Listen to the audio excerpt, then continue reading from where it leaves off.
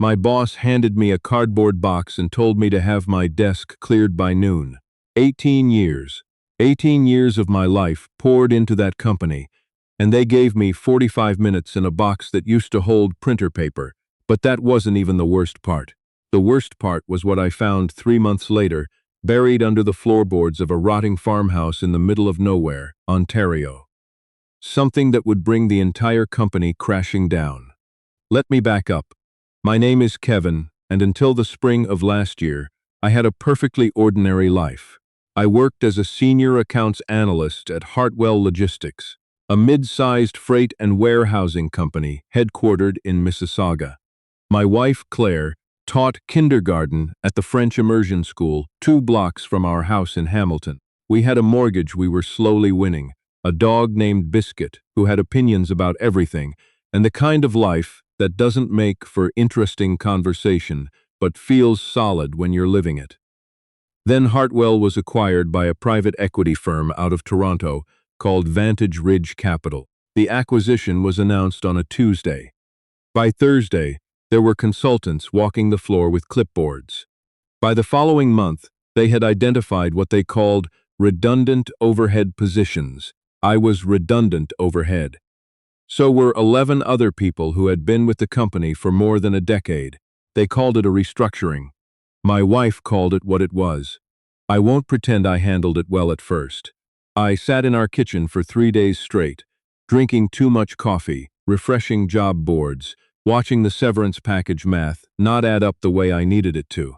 My severance was 11 weeks. My notice period had been 2. I had a mortgage renewal coming up in 6 months, and a line of credit that was uncomfortably warm. My wife never said anything that made it worse.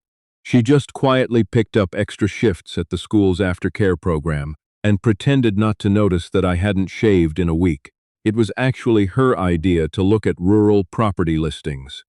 She had grown up in a small town outside of Guelph and had always half-jokingly talked about escaping the city eventually. But one night, around 2 in the morning, she came and found me at the kitchen table and set her laptop down in front of me. "Stop looking at job boards for one night," she said. "Just look at this." It was a listing on an Ontario County tax auction site, a farmhouse in Bruce County, about 2.5 hours north of Hamilton, past Owens Sound, up into the gray and rugged edge of the province, where the Canadian Shield starts cracking through the topsoil. The photographs were terrible, clearly taken on someone's old phone on a cloudy afternoon. The house was a wide, 2-story century home built sometime in the 1890s, and it looked every single year of its age. The porch sagged on one end. The siding was a grayish, weathered wood that had never seen paint in recent memory. The windows on the upper floor were boarded over. The barn behind it had partially collapsed inward, like a tired animal finally lying down. The listing read, "County Tax Lien Sale. Former estate of R. Aldous Finney, deceased intestate. 11.4 acres, mixed bush and cleared field. Structure, approximately 2,100 square feet farmhouse, 1890s construction. Reserve price, $31,500, cash or certified check only, as condition. No representations or warranties." $31,000, my wife said, standing behind me with her arms crossed. "It's 4 hours away and looks like a horror movie," I said. "It's $31,000, Kevin. We could own it. Nobody could take it from us." That last part landed harder than she probably intended, because that was exactly what had just happened to us. Something we thought was ours had been taken away. I stared at the sagging porch in that photograph for a long time. We drove up on a Saturday in early April, when the snow was still patchy and stubborn in the shadows. The GPS gave up about 12 kilometers before the property, and we navigated the last stretch using a printout from the County Land Registry website. The driveway was 2 ruts in the mud separated by a strip of dead grass, and we had to park at the road and walk in. Biscuit thought this was the best day of his life. My wife and I were less certain. The house smelled the way old houses smell when they've been closed for years. Wet wood, cold ash, and something underneath that I couldn't identify, but that made me want to breathe through my mouth. The main floor was intact but depressing. The kitchen still had dishes in the cupboard. The living room had a wood stove and 4 decades of newspapers stacked against one wall. Upstairs, the ceilings had held, but the wallpaper was peeling in long, pale strips, and the floors had a bounce to them that suggested the subfloor had seen better days. The county clerk had told us, almost as an aside, that R. Aldous Finney, the previous owner, had lived on the property alone for the last 30 years of his life. He had no known relatives. He had paid his taxes erratically, sometimes years in arrears before catching up. Neighbors, what few there were on that road, described him as private to the point of paranoia. He had once called the OPP on a hydro crew that tried to inspect the power line on the edge of his property, insisting they had no right to be on his land. He had the kind of relationship with the outside world that suggested something had frightened him badly, a long time ago, and he had never quite recovered. We bought it. We wired $31.5 to the county office on a Monday and spent the next 2 weeks driving back and forth, loading a rented trailer with supplies, insulation, lumber, roofing materials, a new water pump, a cast iron sink we found at a salvage yard in Guelph for $40. I had grown up helping my father renovate his house on weekends. I wasn't a contractor, but I understood the basic grammar of old houses. My wife, who had more practical sense than any 2 people I knew, dove in without hesitation. The first month was relentless. We scraped, patched, and scrubbed. We tore out walls that were held together more by habit than by anything structural. We found a bird's nest inside the kitchen exhaust vent, a 1972 Ontario road map tucked behind a loose baseboard, and, under the linoleum in the upstairs bathroom, a beautifully preserved original pine floor that made my wife actually cry a little. It was during the 5th week that I found the discrepancy. I had been drawing up a rough floor plan to figure out how much flooring material we needed for the main hallway. I am not an architect, but I spent 18 years working with freight logistics. Spatial reasoning, measurements, and cargo manifests were my second language. I had the exterior dimensions of the house from the county assessment file: 42 feet wide, 38 feet deep. I measured the interior rooms carefully, adding wall thickness, and wrote the numbers down in my notebook. They didn't add up.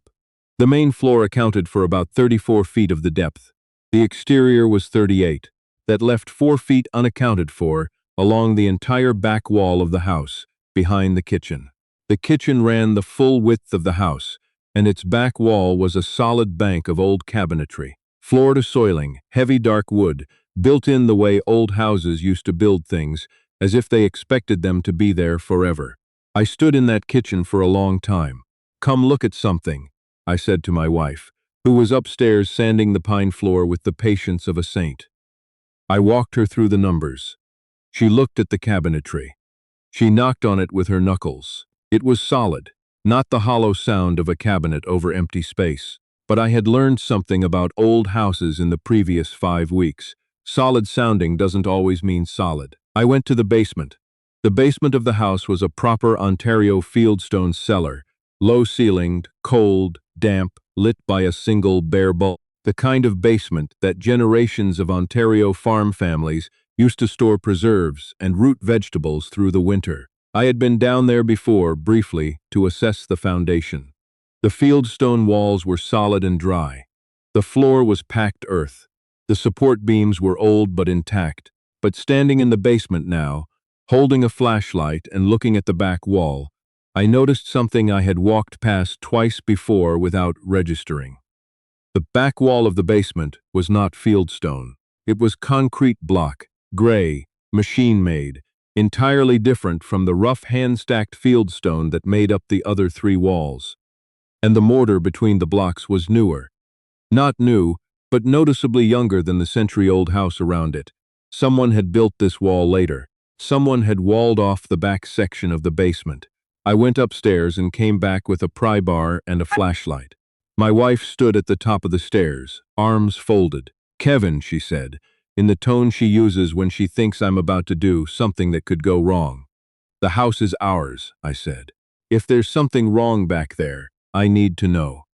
The mortar on the concrete blocks was loose enough at the joints that I could work the pry bar in along the top course.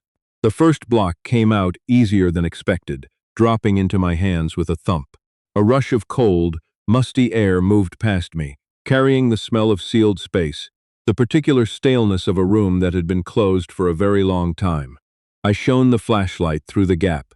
The beam caught the edge of a metal shelf, industrial heavy gauge, the kind used in commercial storage facilities. I worked faster. My wife came down the stairs without saying anything and held the flashlight while I pulled blocks. It took 40 minutes to open a gap large enough to step through. We climbed over the rubble together and stood inside. The room was roughly 10 by 12 feet, a precise rectangle framed by poured concrete walls, separate from the fieldstone basement entirely. Someone had built this as a dedicated structure, deliberate and sealed. The ceiling was low, just under 6 feet, lined with rigid foam insulation. The temperature inside was several degrees colder than the rest of the basement. There were 4 heavy metal shelving units lining 3 walls. On them sat an assortment of things. Sealed metal canisters, the kind used for long-term food storage. A portable shortwave radio, old but maintained, in a foam-lined case. A hand-cranked generator, small and compact, and on the lowest shelf of the far unit, aligned like books in a library, were 11 matching 3-ring binders, each labeled with a year in masking tape. The years ran from 1986 to 2003. In the center of the room was a small folding table. On it sat 2 things. The first was a padlocked steel document box, military green, the kind used by the Canadian Armed Forces. The second was a sealed plastic envelope, the heavy kind used for legal documents. Inside, visible through the plastic, was what appeared to be a land registry certificate, a corporate ownership document with a logo I didn't recognize, and a folded letter. My wife picked up the plastic envelope and held it under the flashlight. She could see enough through the plastic to read the name of the company on the top of the corporate document. She turned to me. Her face had gone still in the way it does when she is processing something serious. "Kevin," she said quietly, "that's Vantage Ridge." I thought I had misheard her. I actually asked her to say it again. "That's Vantage Ridge Capital, the company that bought Hartwell." She held the plastic envelope up so I could see for myself. The logo was unmistakable. I had stared at enough internal memos in the months before my termination to recognize it in my sleep. The document was a certificate of beneficial ownership for a numbered Ontario corporation, and the listed controlling entity was Vantage Ridge Capital Partners, Inc., and the property being described in the land registry certificate, the one attached to that numbered company, was a commercial warehouse complex in Brampton. A warehouse complex I recognized by address. I had processed freight through that facility for 6 years. I sat down on the cold dirt floor. Biscuit, who had followed us down, sat next to me and put his head on my knee. My wife pulled the folding chair from the corner and sat across from me. We looked at each other in the dark. "We need to open those binders," she said. We spent the next 12 hours in that room. The binders were not a diary. They were operational records, meticulous, systematic, and damning. Our Aldous Finney, I learned over the course of that night, had not been a paranoid recluse. He had been a forensic accountant. He had worked for most of his adult life as a contract financial controller for a network of holding companies in southern Ontario. And beginning in the mid-1980s, he had been the man who built and maintained the paper architecture for a large-scale labor fraud and pension diversion scheme that ran through the freight and logistics industry in Ontario for nearly 2 decades. The scheme worked like this. A series of numbered companies would contract labor through shell staffing agencies. The employees, warehouse workers, dock hands, short-haul drivers, were real people doing real work, but their employment records were routed through these shell entities in ways that deliberately obscured pension contributions. The companies paid what appeared to be full remittance to a private pension administrator, a firm called Norbridge Pension Services Limited. But Norbridge was itself a shell.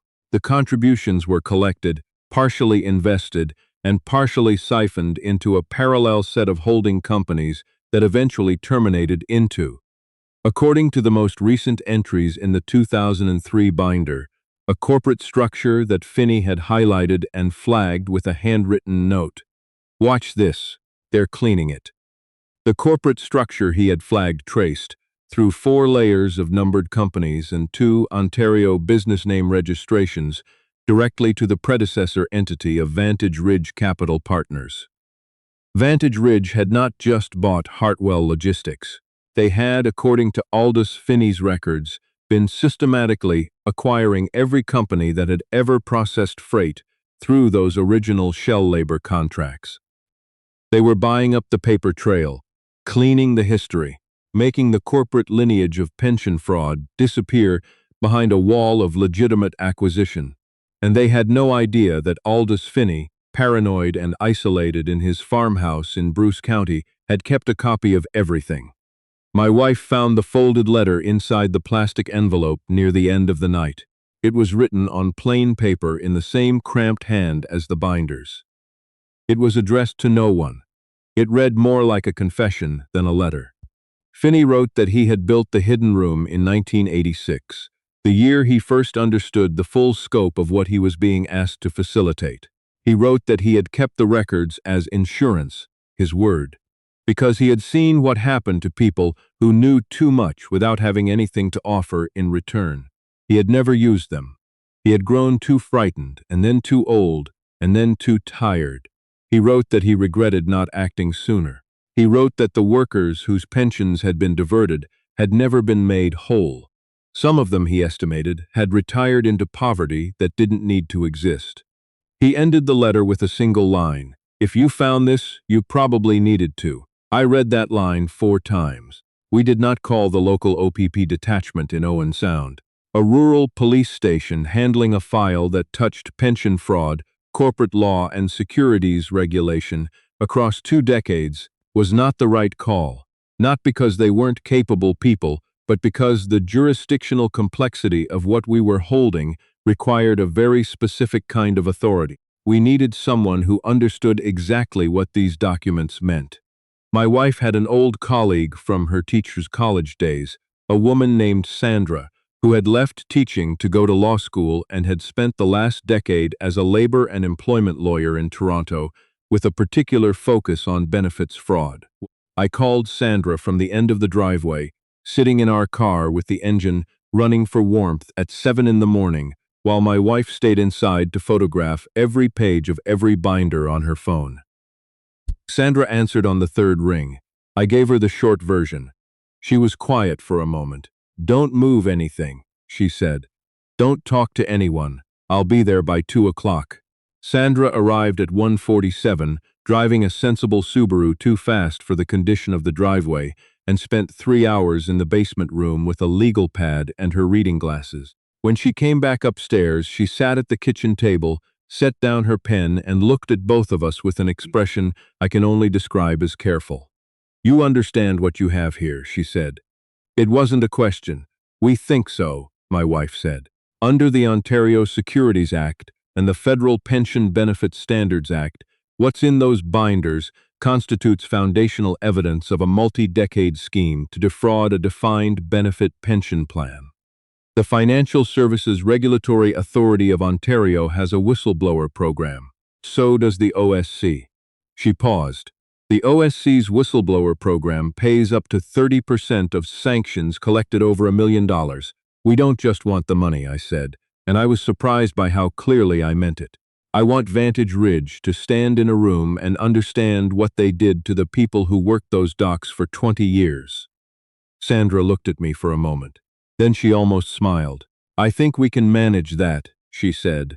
Sandra spent the following 6 weeks working under confidentiality, coordinating between the FSRA, the OSC, and the RCMP's Financial Crimes Unit. The federal involvement came through the pension angle. Pension benefits administered across provincial lines fell under federal jurisdiction, and the scale of the scheme triggered RCMP interest quickly. The investigators were initially cautious, as investigators always are, treating it as a cold file with uncertain provenance. But Finney's records were extraordinary. He had kept source documents, original remittance records, internal memos, wire transfer confirmations. the kind of primary evidence that doesn't degrade the way circumstantial cases do. The trap, when Sandra said it, used something I hadn't expected, my termination. She filed a wrongful dismissal claim on my behalf, straightforward on its face, arguing that my termination as part of the restructuring following the Vantage Ridge acquisition had been conducted improperly and that severance had been calculated on a bad faith basis. The claim was routine enough that Vantage Ridge's legal team treated it as routine. They agreed to a mediation session. The mediation was held in a boardroom on the 28th floor of a glass tower on Bay Street. My wife and I sat on one side of the table. Across from us were two Vantage Ridge lawyers and their lead acquisition executive, a man named Philip Doust, whose job title was VP of Portfolio Integration and whose manner suggested that he considered the meeting a mild inconvenience. Sandra opened by sliding a single document across the table. It was a photocopy of one page from the 1997 binder, a page showing the flow of pension contributions from a specific numbered company into Norbridge, and from Norbridge into an account held by a predecessor holding company of Vantage Ridge. Doust glanced at it. The change in his face was not dramatic. He was too trained for that, but something behind his eyes shifted. The precise corporate blankness cracked just slightly, like a hairline fracture in good ceramic. "Where did you get this?" he said. His voice was perfectly level, but his left hand, which had been resting on the table, moved to his lap. "R. Aldous Finney kept very good records," Sandra said pleasantly. "He kept all of them. Originals." Douse turned to look at me directly for the first time. I had been in rooms with men like him before. I had processed their freight and balanced their accounts and been made redundant by their spreadsheets. I let myself look back at him without looking away. "We bought a farmhouse," I said. "You might remember that Vantage Ridge acquired the company that employed me for 18 years. Funny how things connect." The legal team leaned in to confer. Doust held up his hand to stop them. He was doing the calculation. I could see it. He was running the math on what those binders meant and coming up with a number that was not in his favor. "If this is about a settlement," he started. "It isn't," my wife said. She had said almost nothing up to that point, and the quiet clarity of her voice stopped him mid-sentence. The glass doors at the end of the boardroom opened. An RCMP officer in plain clothes stepped in first, followed by two FSRA investigators and an OSC enforcement officer. Doust stood up reflexively, the way people do when the authority in a room suddenly shifts and their body registers it before their mind does. The OSC enforcement officer introduced herself. She informed Doust that a court-authorized production order had been executed that morning at the Vantage Ridge offices in Toronto, and that he and the company's other principals were required to cooperate with an ongoing investigation under the Ontario Securities Act and federal pension regulations. Doust's lawyers were immediately on their phones. Doust himself sat back down in his chair with the carefully controlled stillness of a man who was doing everything he could to appear composed and not quite succeeding. He did not look at me again. The fallout took 14 months to fully materialize, but it was substantial. The FSRA investigation confirmed that approximately 4,200 former workers, dock hands, warehouse staff, and short-haul drivers who had worked through the shell staffing companies in the 1980s and 90s, had had portions of their pension contributions diverted over a period of 17 years. A court-ordered remediation fund was established, drawing from Vantage Ridge's seized Ontario assets. Not everyone was made whole, but most were better off than they had been the month before we bought that farmhouse. The OSC sanctioned Vantage Ridge under the Ontario Securities Act for failing to disclose material pension liabilities in their acquisition filings. The total sanctions and administrative penalties assessed came to just under $180 million. Under the OSC whistleblower program, my wife and I received an award of just over $21 million. We didn't move back to Hamilton, we stayed. We finished the farmhouse, properly this time, with real contractors for the structural work, and my wife doing what she wanted with the interior, which turned out to be extraordinary. The pine floors upstairs gleam in the morning light. We have a wood stove in the living room that heats the whole main floor when the wind comes off Georgian Bay in January. Biscuit has 11 acres of opinion, and he uses all of them. The hidden room in the basement is still there. We cleaned it out, sealed it properly, and my wife put shelving in it for preserves. Last fall, she put up 42 jars of tomato sauce and 28 jars of apple butter and lined them up on Aldous Finney's old metal shelves. Sometimes I stand in the doorway of that room and think about the man who built it, frightened, alone, watching the years go by and never quite finding the courage to act on what he knew. He wrote that he regretted not doing it sooner. I think about the 4,200 people who lost pieces of their retirement to a scheme he helped build and then spent decades being too afraid to expose. I don't know what I would have done in his position. I'd like to think I would have acted sooner, but I know it's easy to believe that from the outside. What I do know is what he left behind. A letter to nobody, in a sealed room, in a house he knew would eventually be sold. He kept the records. He kept them for 30 years, careful and complete, waiting for someone who might know what to do with them. If you found this, you probably needed to. We did, Aldous. We really did.